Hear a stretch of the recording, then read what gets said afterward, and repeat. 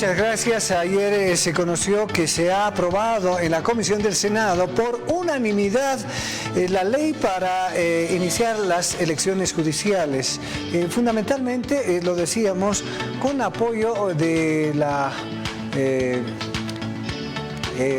comisionada, en este caso Silvia Salame, de Comunidad Ciudadana. Bien, estamos con el doctor Israel Adrián Quino para continuar con este análisis que habíamos dejado pendiente. Doctor, muy buenos días. Estimado Santo, agradecido por la invitación, un cordial saludo a la audiencia en todo el país. Doctor, habíamos hablado de que cualquier cosa podría suceder. Usted mismo había afirmado de que las elecciones parecieran que no se iban a realizar, pero en una situación sumamente ágil y veloz, el Senado aprueba por unanimidad la ley para las judiciales. ¿Cómo es esto, doctor? A ver, explíquenos, por favor. Una pequeña precisión, estimado Sando. El procedimiento en estos casos, justamente por la decisión que asume el legislativo, tiene que ser ya el tradicional. Ya no es un proyecto de reglamento y normativa, con el rango de ley, que lo trabaja la comisión y luego lo lleva a plenario. No, ahora es el procedimiento tradicional respecto a Cámara de Origen y Cámara Revisora. Ha tomado la iniciativa el Senado. Existe una comisión de constitución que la conforman, por supuesto, a la cabeza del MAS, Comunidad Ciudadana, y un senador también de Creemos. Lo que se ha ocurrido ayer es que en esa comisión, a diferencia de diputados, las comisiones en el Senado solo la componen 3 personas, 3 senadores, y necesitan de una mayoría, de una decisión de pronto interna para aprobar. Es decir, con 2 votos ese informe de comisión puede ser aprobado y remitido a plenario. Entiendo yo que ayer, hasta antes de conocer el contenido del reglamento final, han solicitado un cuarto intermedio para que entre anoche, seguramente hasta largas horas de la noche, puedan consensuar el contenido de las 11 fases que debe considerar la convocatoria y la forma de calificación, que es en realidad donde van a tener seguramente mayor empantanamiento respecto a los postulantes que vayan a presentarse a esta convocatoria. Seguidamente salió la jefa de bancada del Senado. Mire usted, una senadora miembro de la comisión aprueba y después la jefa de bancada la desautoriza. Y dice que están esperando que antes de haberse aprobado en comisión debieron convocar a las fuerzas políticas. Bueno, creo que la señal es importante respecto a la decisión interna de la comisión, pero una golondrina no hace verano. Entonces debe consensuarse con la fuerza política, porque de nada va a servir que el proyecto sea aprobado en comisión y cuando vaya a plenario la bancada en sí de Comunidad Ciudadana no les dé los 2/3. Entonces puede tener se puede avisorar hoy que fue importante un acuerdo político, pero no es la decisión orgánico partidaria de Comunidad Ciudadana. Lo decíamos con anterioridad, estimado Sandro. De 3 partidos políticos existen 7 fracciones en el legislativo. Entre ellos, por ejemplo, Comunidad Ciudadana, que tiene la corriente antimacista y la corriente de los librepensantes, los que aprobaron la ley del oro y no interpelaron a un ministro de Estado. Si a ellos se le suma, por ejemplo, Creemos, que tiene camachismo, anticamachismo y UCSismo, ya son 5, más lo conocido ya por todo el país del Movimiento al Socialismo Quebrado, entre los radicales arcistas y los orgánico-evistas. Entonces, hay allí, creo, que si bien es un atisbo de acuerdo que es importante porque eso exige la democracia, acuerdos políticos, no es una decisión orgánico política de las fuerzas. Sin embargo, hoy seguramente van a hacer conocer una posición oficial porque el reglamento a partir de este proyecto de ley 144 no se conoce, y el reglamento, estimado Sandro, en realidad es el talón de Aquiles, porque allí se genera la forma de calificar a los postulantes, cómo se los evalúa y quiénes hacen ese trabajo. Doctor, ahora entrando, digamos, al ámbito político, al parecer esta decisión de la Comisión del Senado, permite abrir un intento de acuerdo entre las distintas, las mismas que usted ha mencionado, a partir de la reunión en la propia Asamblea Legislativa.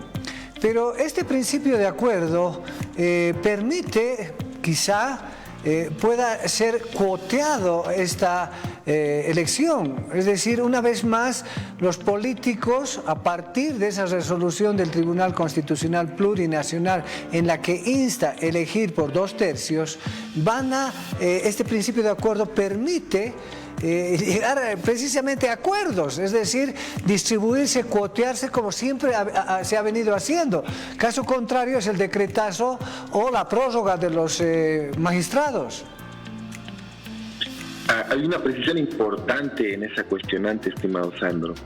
A diferencia de otro tiempo del sistema partidocrático neoliberal en el país, esta forma de decidir quiénes componen la cúpula judicial tiene un eje de transversalidad que es el voto.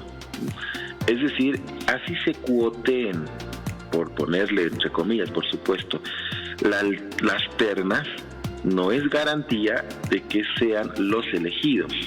¿Qué le digo con esto? Y aquí es importante un análisis electoral.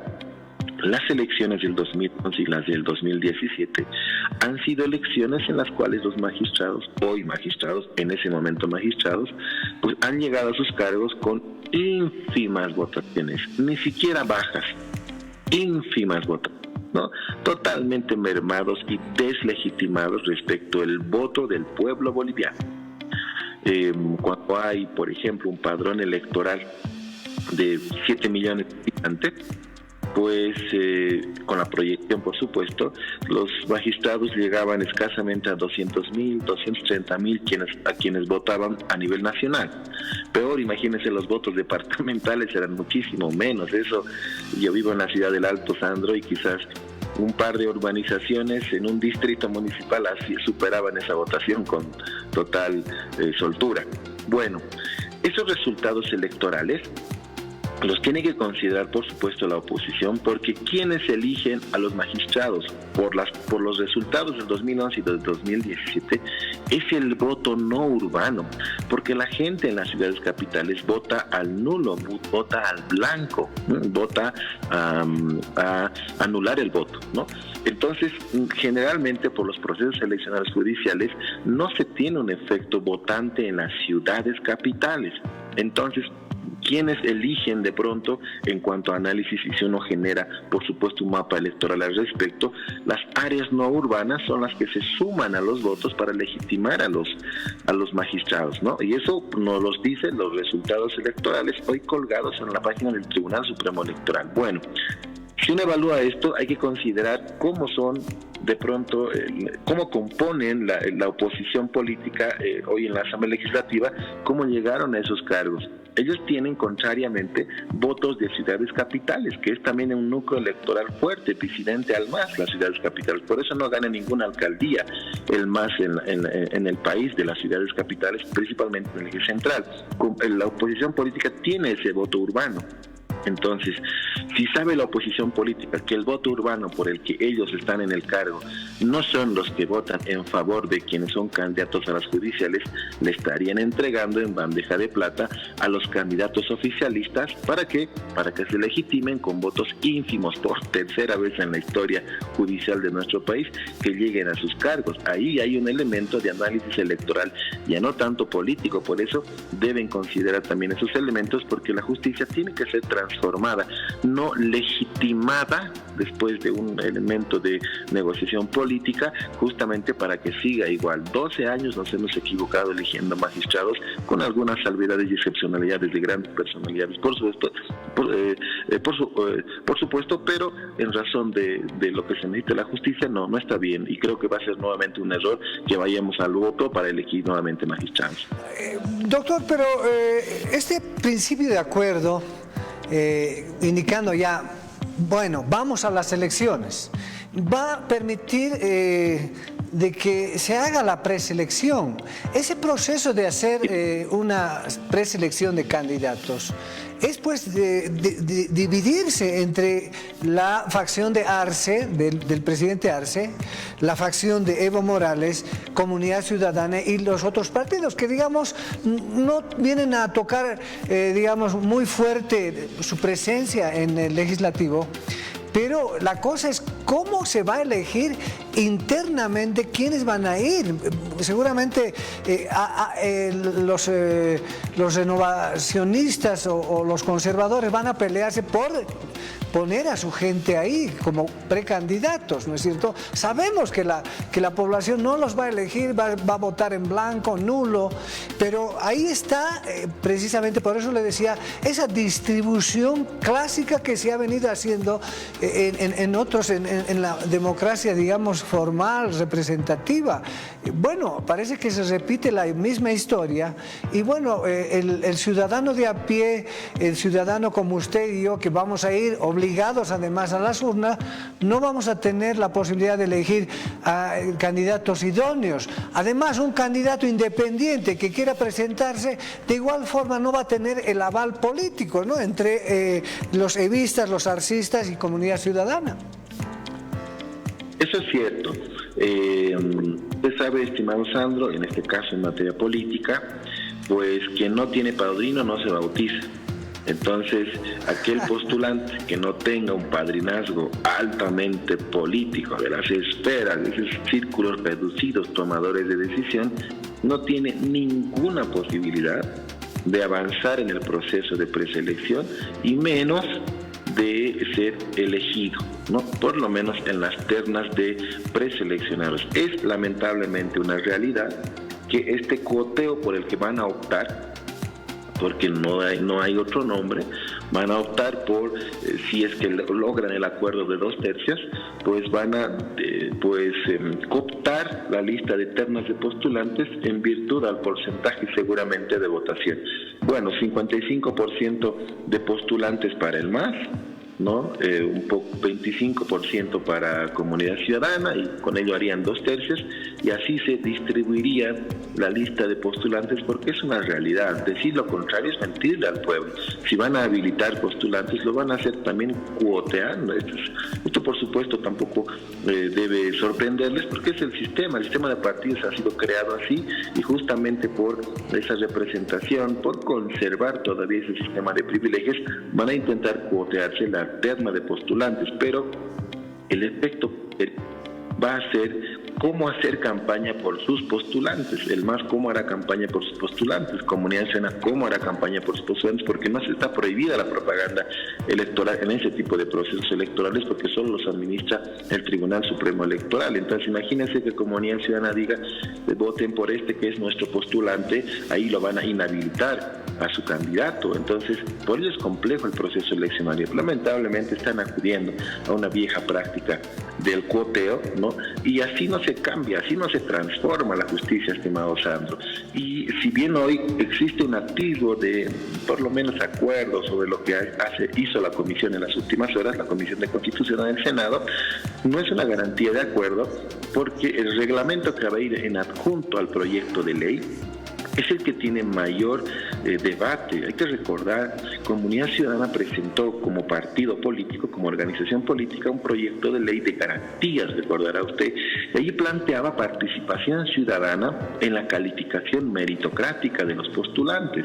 Habrá que ver si el MAS acepta esa posición, porque es una posición partidaria de Comunidad Ciudadana. Si no acepta la participación ciudadana en el proceso de calificación de méritos, entonces no van a conseguir el tercio que necesitan de Comunidad Ciudadana. Un apunte más, estimado Sandro, y aquí viene algo importante en el proceso, digamos que se ponen de acuerdo. ¿Quiénes van a calificar a los aspirantes? Uno dirá, bueno, la comisión, van a ser la comisión mixta, quienes van a calificarles examen oral, exámenes escritos, pero son legisladores, diputados que no son abogados. Solamente hay dos allí y yo rescato su experiencia y experticia. el senador William Torres, que ha sido vocal, juez, fiscal en Santa Cruz, la senadora Silvia Salame, ex magistrada del Tribunal Constitucional. Ambos tendrían la autoridad técnica moral para evaluar a postulantes. Los demás miembros no tienen esa expertise. ¿A quién van a acudir? A sus asesores técnicos. ¿Qué significa? Que vamos a tener magistrados que van a ser evaluados por personal de apoyo técnico del legislativo. Allí hay una deslegitimación y una debilidad en la valoración cualificada, meritocrática que deberán tener los próximos aspirantes. Tengo un minuto, doctor. Una vez más se demuestra que el poder, digamos, ejecutivo está siendo o somete al poder legislativo, es decir, los ciudadanos, una vez más, si se produce esta situación, estamos plenamente desguarnecidos a decisión precisamente de los políticos, es decir, el poder judicial se somete al poder político. Cuando el pueblo elige a sus diputados y senadores, delega el voto y hacen el trabajo a nombre del pueblo, pero después los diputados y senadores se alejan. Hoy día, los tomadores de decisión son responsables de esa situación. El Ejecutivo no ha mostrado un mínimo de voluntad para transformar la justicia. Es corresponsable de esta crisis. El Legislativo asume que son independientes, ni siquiera van con sus electores, a quienes se deben sus curules, para consensuar estas decisiones. Y el electoral, cruzado de brazos, está esperando que hace la coyuntura política de los actores principales en decisión. Y el judicial ya le dio la estocada, ¿no? Y dijo, si no es 2 tercios, no nos renovamos. Entonces, aquí lamentablemente el pueblo está ajeno a estas decisiones, justamente que depende de una voluntad política, cuando en el fondo, ¿a quién le afecta buenos o malos jueces? No les afecta a los políticos, porque ellos están en el poder. A quien le afecta una mala justicia es a ese pueblo, que tiene que estar casi todos los días víctima de una justicia indolente y una justicia servil al poder político. Bien, como siempre, doctor, muchísimas gracias por su tiempo, por establecer contacto con Televisión Universitaria. Le mando un abrazo, muchísimas gracias. Buenos días, Sandro, muchas gracias. Bien, hemos estado conversando con el doctor Israel Adrián Quino. Él es abogado constitucionalista y el tema, las elecciones judiciales. Vamos a hacer un corte y luego volvemos.